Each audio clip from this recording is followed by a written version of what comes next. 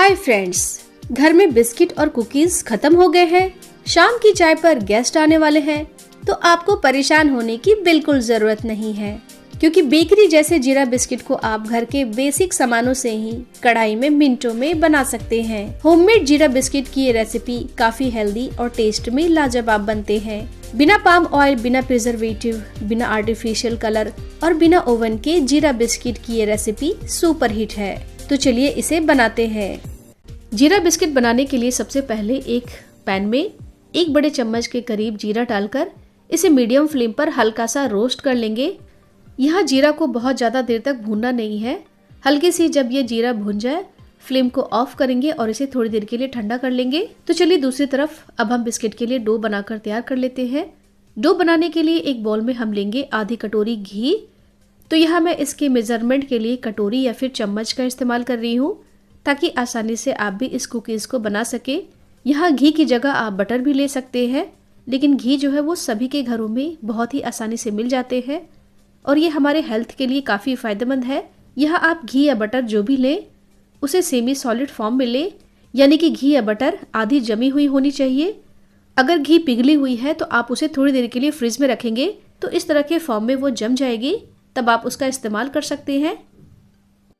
अब इसे creamy texture देने के लिए और इसमें हल्की सी मिठास के लिए इसमें डालेंगे 3 बड़े चम्मच पिसी हुई चीनी। साबुत चीनी इसमें नहीं लेना है। अब इसे विस्कर की हेल्प से 10 मिनट के लिए खूब अच्छी तरह से फेंट लेंगे। अगर आपके पास विस्कर नहीं है तो आप चम्मच की हेल्प से भी आप इस तरह से इसे विस्क कर सकते हैं। जितना इसे फेंटेंगे उतना ही ये मिक्सचर लाइट और फ्लफी होता जाएगा, बिल्कुल क्रीम की तरह बनकर तैयार हो जाएगा। तो अब ये देखिए इसका बहुत ही बढ़िया टेक्सचर आ गया है। इसे और नहीं फेंटना है। अब इस स्टेज पर इसमें हम ऐड करेंगे ड्राई इंग्रेडिएंट्स। इसके लिए इसके ऊपर रखेंगे छन्नी और छन्नी में अब हम डालेंगे 1 कटोरी मैदा। इसके साथ ही इसमें ऐड करना है 1/4 कटोरी गेहूं का आटा। इसे कुकीज का टेक्सचर काफी अच्छा आता है। आप चाहे तो सिर्फ गेहूं के आटे से भी आप इसे बना सकते हैं, या फिर आधा मैदा और आधा गेहूं के आटे को मिक्स करके आप इस बिस्किट को बना सकते हैं। अब इसमें बेकरी जैसे टेस्ट देने के लिए इसमें ऐड करेंगे 2 बड़े चम्मच वेनिला कस्टर्ड पाउडर। आधा छोटा चम्मच इसमें जाएगा बेकिंग पाउडर और 1/4 छोटे चम्मच इसमें ऐड करना है बेकिंग सोडा, यानी कि खाने वाला मीठा सोडा।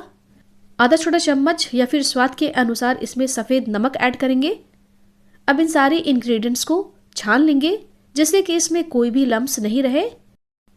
इसे छानने के बाद अब हम इसमें ऐड करेंगे 1 बड़ा चम्मच भुना हुआ जीरा और 1 छोटा चम्मच इसमें डालेंगे अजवाइन। इन दोनों का टेस्ट बिस्किट कुकीज में बहुत ही मजेदार लगता है। अब इन सबको स्पैचुला से या चम्मच से खूब अच्छी तरह से मिक्स कर लेंगे। अभी इसका टेक्सचर काफी ड्राई है। इसे अभी और बाइंड करेंगे ताकि ये डो के फॉर्म में आ जाए। इसके लिए हमें लेना है नॉर्मल रूम टेम्परेचर पर का दूध। 4 बड़े चम्मच के करीब दूध इसे बाइंड करने में लग जाता है, लेकिन दूध इसमें एकदम से नहीं डालना है। धीरे धीरे करके दूध डालें और इसे मिक्स करते जाएंगे। यहाँ ध्यान रखिए डो को ज़्यादा गीला नहीं बनाना है और डो को आटे की तरह गूंथना नहीं है। यहाँ आप हल्के हाथों से ही इसे बाइंड करें जब तक कि ये सारे मिक्सचर एक साथ इकट्ठे ना हो जाए।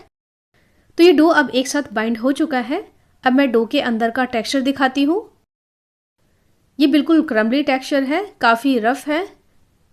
इसी तरह के टेक्सचर में डो को रेडी करना है। इसमें मोइन काफ़ी ज़्यादा है, इसी वजह से बिस्किट सॉफ्ट, खस्ता और मुंह में घुलने वाले बनते हैं। अगर इसमें मोइन कम और दूध ज़्यादा डालेंगे तो बिस्किट थोड़े हार्ड बनेंगे। इसमें दूध की जगह पानी का इस्तेमाल नहीं करना है।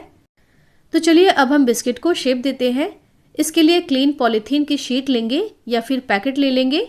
आप यहाँ चाहे तो बटर पेपर या फॉइल पेपर के ऊपर भी आप इसे बना सकते हैं। अब 2 पॉलीथीन शीट के बीच में डो को रखेंगे।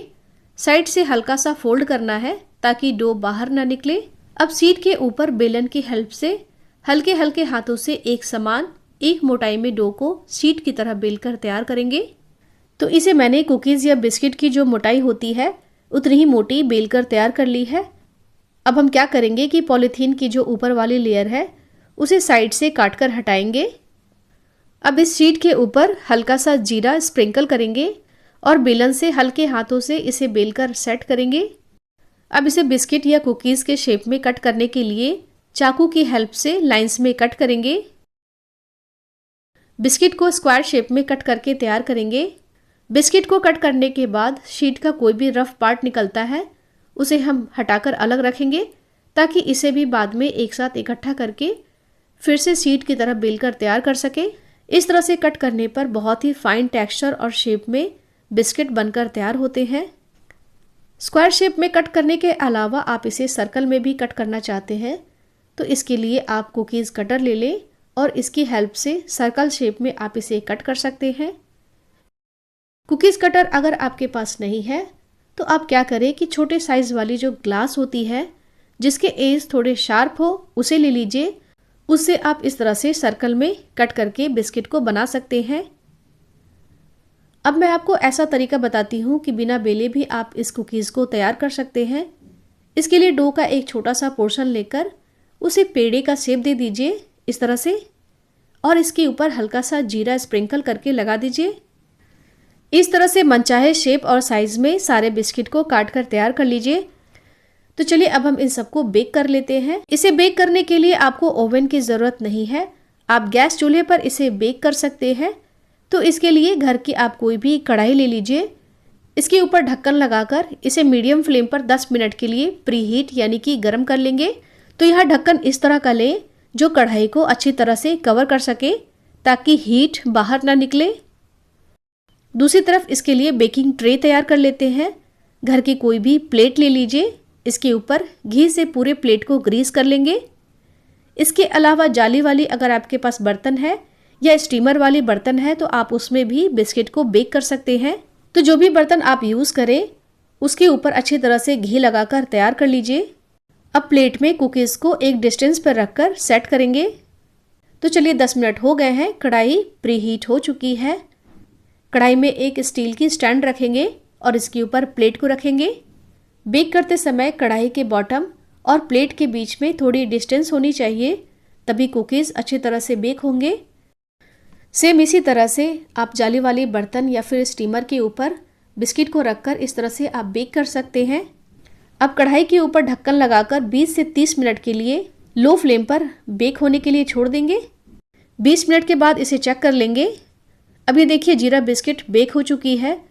इसे पलट कर देखते हैं। नीचे से भी बहुत ही बढ़िया कलर इसके ऊपर आ गया है। ये बिस्किट बेक होकर बिल्कुल तैयार हो गया है। अगर आपको थोड़ा भी लगे कि ये बिस्किट कच्ची है तो थोड़ी देर के लिए आप इसे और बेक होने के लिए छोड़ सकते हैं। अब इन सारे बिस्किट को बाहर निकाल लेंगे। इसी तरह से बारी बारी से सारे बिस्किट कुकीज़ को बेक कर लेंगे। बिस्किट को बेक करने के बाद ये काफ़ी सॉफ्ट होते हैं। इसे किसी जाली वाले स्टैंड के ऊपर रखेंगे और इसे ठंडा कर लेंगे। ये बिस्किट बिल्कुल उसी तरह से बेक हुए हैं जैसे ओवन में बेक होते हैं। तो अब ये देखिए फ्रेंड्स, सारे बिस्किट नॉर्मल रूम टेम्परेचर पर आ चुके हैं। जीरा बिस्किट स्नैक्स में सर्व करने के लिए बिल्कुल रेडी है। जीरा बिस्किट या कुकीज़ को एयर टाइट और ड्राई कंटेनर में स्टोर करके रखें। तो देखा फ्रेंड्स आपने, बिना ओवन के मिनटों में जीरा बिस्किट को कितनी आसानी से तैयार कर सकते हैं। तो अब छोड़िए मार्केट वाले बिस्किट को और बनाइए होममेड हेल्दी और टेस्टी जीरा बिस्किट। इसे बनाकर बच्चों को दीजिए, मेहमानों के साथ, चाय के साथ स्नैक्स में इसे एंजॉय कीजिए। जीरा बिस्किट की ये रेसिपी अगर आपको अच्छी लगे तो वीडियो को लाइक और शेयर जरूर कीजिएगा। तो फ्रेंड्स फिर मिलते हैं अगले वीडियो में एक और डिलीशियस रेसिपी के साथ। तब तक के लिए बाय बाय, टेक केयर।